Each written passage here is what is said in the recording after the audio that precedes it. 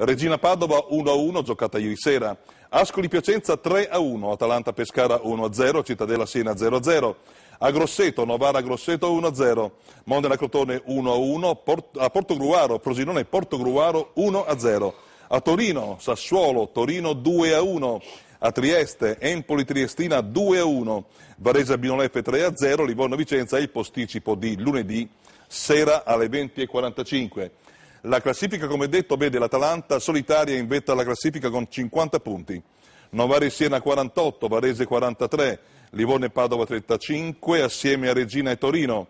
Empoli 33, Pescara 32, Vicenza e Grosseto 31, Crotone e Modena 30, Albinolefe 28, Cittadella e Sassuolo 27, Piacenza e Portogruaro 25, Ascoli 24 con 6 punti di penalizzazione, Triestina e Frosinone chiudono con 23 punti.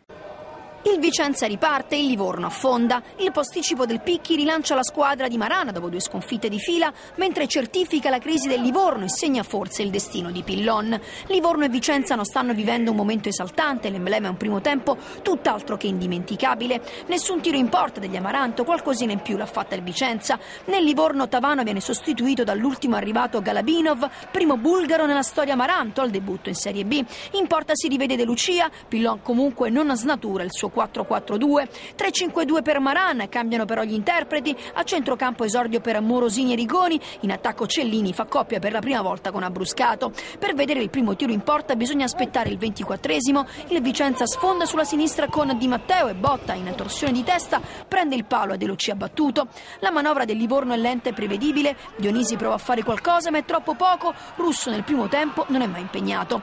Meglio sicuramente il Vicenza, Schiavi prova a ripetere l'Eurogol contro l'Atalanta con esito però diverso. Il più pericoloso in casa biancorossa è sempre Botta, il sinistro costringe De Lucia all'intervento in 2 tempi.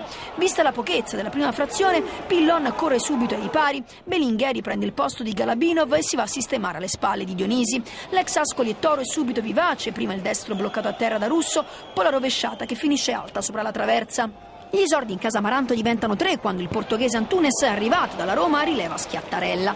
Nel momento migliore del Livorno il Vicenza colpisce con il primo gol stagionale di Evans Soligo. Bella l'iniziativa di Abruscato che in velocità si infila tra Bernardini e Miglionico, De Lucia incerto nell'uscita, ancora più goffo Bernardini che consegna in pratica a Soligo il pallone dell'1-0.